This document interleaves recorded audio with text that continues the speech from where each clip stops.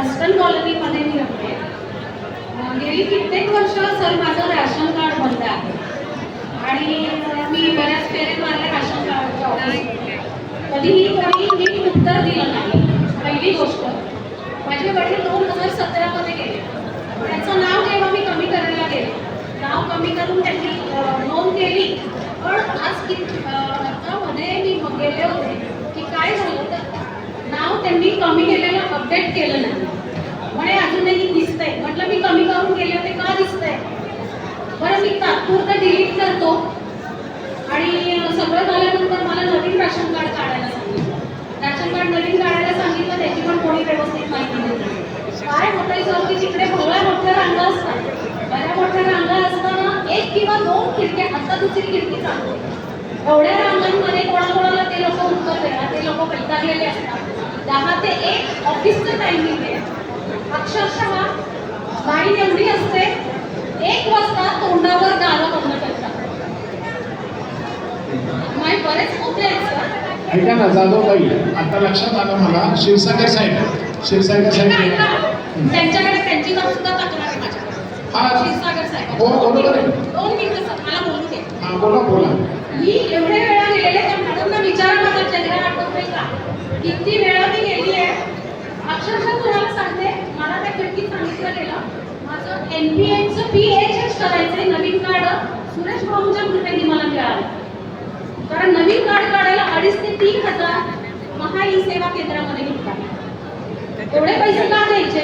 दुसरी गोष्ट म्हणजे मला सांगितलं गेलं की सही शिक्का मी घेतलं, क्षीरसागर साहेबांना भेटा.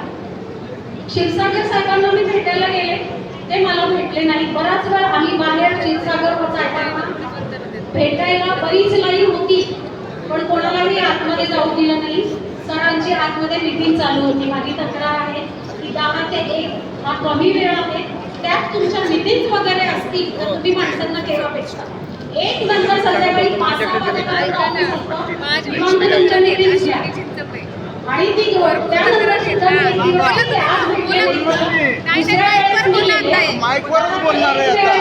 पावणे 12 सर आले. काही कामे असतील त्यांची, मी मान्य करते. पावणे 12 आले, आतमध्ये जाऊन बसले. जाधवताई एकच मिनिट, आता मेन मुद्दा आपला समजलाय, रेशनिंगच्या संदर्भातला आहे. आता त्यांना आपण जबाब विचारूया. आणि नाही हो, 2च मिनिटं काका थोडंसं मागे थांबा. बसून घ्या.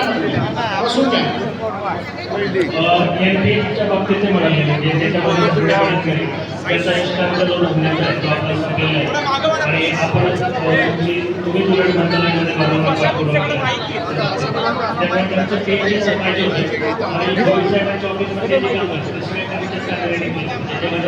नाही साहेब, पण तुम्ही आमचे नागरिक म्हणजे सगळे नागरिक तिथं जात असताना तुम्ही त्यांना व्यवस्थित ट्रीटमेंट का मिळत नाही? आपल्या ऑफिसमध्ये ट्रीटमेंट मिळायला पाहिजे. जर तुम्ही जर मीटिंगमध्ये असाल तर तुम्ही लोकांना, नागरिकांना सांगितलं पाहिजे की नाही 2 तास तुम्ही थांबू नका, 2 तासानंतर भेटणार आहे. किंवा त्यांना विचारपूस केली जात नाही, त्यांना सगळं मार्गदर्शन केलं जात नाही. आणि बाकीचे एजंट लोक पण कसे काय घेतात? एजंटच्या बाबतीत आता PIला 3 वेळा पत्र दिलं आहे. खूप एजंट लोक खाली असतात. नाही, तुम्ही द्या ना, तक्रार करा. आम्ही ACBला करू तक्रार. आपण करेल ACBला तक्रार करू आणि तुम्ही सांगा. तुम्ही काय मला आतापर्यंत सांगितलं की अशाचे एजंट तिथं फिरतात म्हणून. लोकांना काय आपण नागरिकांच्या कामासाठी आहे ना. पहिल्या दिवसापासून सबसिडी खाली नाही, तुम्ही आता क्षीरसागर साहेब ह्या आठवड्यामध्ये जेवढी पेंडिंग कामं आहेत, आता जाधवताई आणि बाकीचे तेवढे सगळेचे सगळे ह्या 8 दिवसामध्ये कामं झालेली नाही. आणि नाही झाले तर मी तुमच्यावर ऍक्शन घेणार. तुम्ही त्याची तयारी घ्या. आणि तुम्ही सगळे आपले जे सगळं आपला स्टाफ आहे ना, त्या स्टाफला सांगा हे आपले मेन नागरिक, हे आपले मेन दैवत आहे. त्यांच्यासाठी आपण हे आहे म्हणून आपण सगळे इकडे खुर्चीवर बसतोय. ऐका एक मिनिट, ऐका. आपण इथे बसलोय आणि ह्यांना जर आपण व्यवस्थित सुखसोयी दिल्या नाही, त्यांची आपण विचारपूस केली नाही आणि त्यांच्या ज्या काही अडचणी सोडवल्या नाही तर प्रशासनावर मी कठोर कारवाई करणार. तर आता स्टाफ जो आहे तो मी आणि शिपाई एवढं दोघं स्टाफ होतो.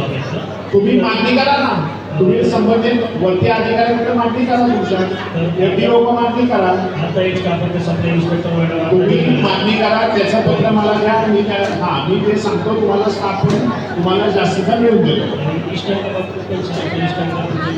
इष्टांकासाठी आपली आता मागच्या मागच्या 15 दिवसांपूर्वी बैठक पण झाली. तो विषय आपण नंतर बोलू. पहिल्या नागरिकांच्या ज्या समस्या आहेत की नागरिकांच्या समस्या काय आहे, रेशनिंग कार्डवर नाव बदलणं, त्यांचं रेशनिंग कार्ड करून देणं, त्यांचा उत्पन्नाचा दाखल्यासाठी त्यांची नावं ॲड करणं, लेस करणं, ही सगळी कामं ही वेळेत झाली पाहिजे.